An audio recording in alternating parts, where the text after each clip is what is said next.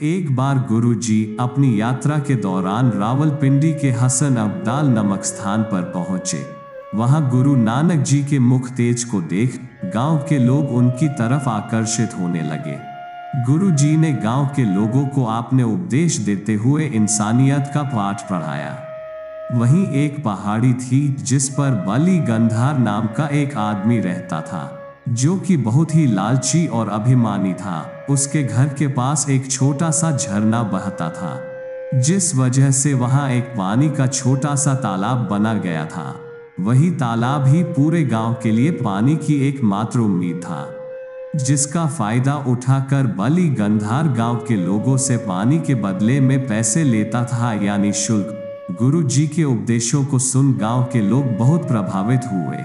गुरु जी के व्यक्तित्व, वाणी, विचार और उपदेशों की दूर दूर तक चर्चा होने लगी, जिसे देखने और सुनने के लिए लोग वहां इकट्ठे होने लगे।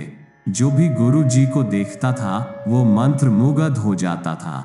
अब रोज गुरु जी अपनी मीठी वाणी और विचारों से लोगों को ज्ञान का रसपान करवाते।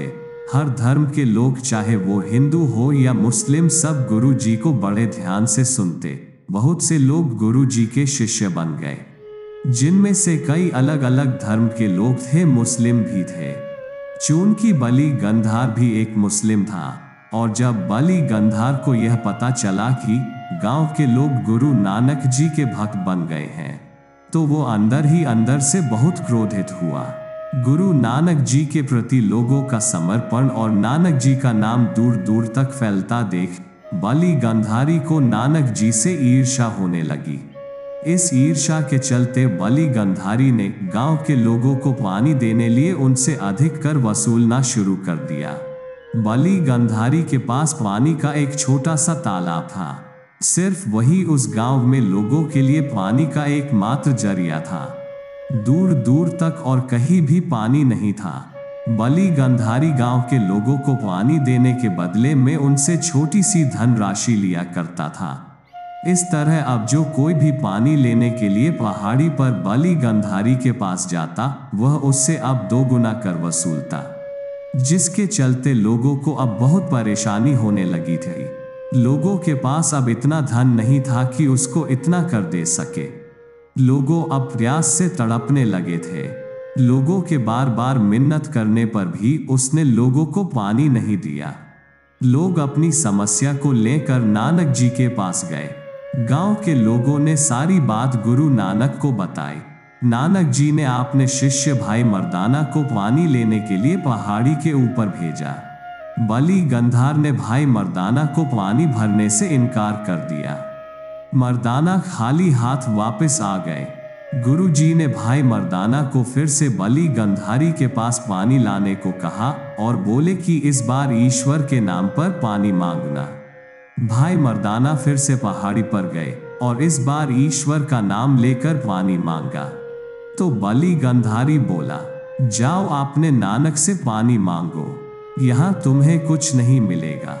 मर्दाना जी निराश होकर फिर से खाली हाथ वापस लौट आए। गांव के लोगों को प्यास से मरता देख नानक जी ने अपनी एक लाठी जोर से जमीन पर मारी। उसी समय वहां ठंडे पानी का जल निकलने लगा। इस प्रकार नानक जी ने अपनी दिव्य शक्ति से लोगों की प्यास बुझाई। इस घटना को देख लोग नानक जी को दिव्य पुरुष मानने लगे। बहुत से मुसलमान उनको अपना ईश्वर मानने लगे। नानक जी की इस दिव्या घटना के बाद बली गंधार ने गुरु नानक जी को जान से मारने की एक साजिश रची। एक दिन गुरु जी उसी पहाड़ी के नीचे बैठकर गांव के लोगों को धार्मिक उपदेश दे रहे थे।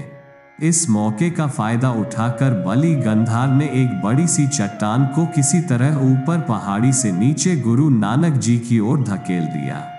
उस बड़े से पत्थर के नीचे आने की आवाज इतनी भयानक थी, जिसे देख और सुन वहां बैठे गांव के लोगों में अफरा तफरी मच गई। वो बड़ा पत्थर गुरु जी की ओर आता देख गांव के लोगों ने गुरु जी को वहां से हट जाने के लिए कहा, लेकिन गुरु जी ने पीछे मुड़कर भी नहीं देखा। इधर पत्थर तेजी से गुरु जी की तरफ बढ़ता जा रहा था। अब गुरु जी ने अपना एक हाथ ऊपर की तरफ उठाया और उस बड़े से पत्थर को हवा में ही रोक दिया। दिव्य शक्ति का दबाव इतना अधिक था कि उस बड़े से पत्थर पर गुरु जी के पंजे अंदर तक छप गए। गुरु जी की इस शक्ति को देख बलि गंधार का घमंड चूर चूर हो गया। बलि गंधार गुरु जी के चरणों में अपने गुनाहों की माफी मांगता हुआ नतमस्तक हो गया। गुरु जी बहुत दयालु थे, ईश्वर का अवतार थे।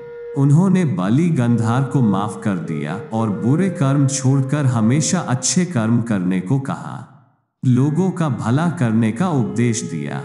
इसके बाद गुरु जी ने अपनी आगे की यात्रा फिर से आरंभ की।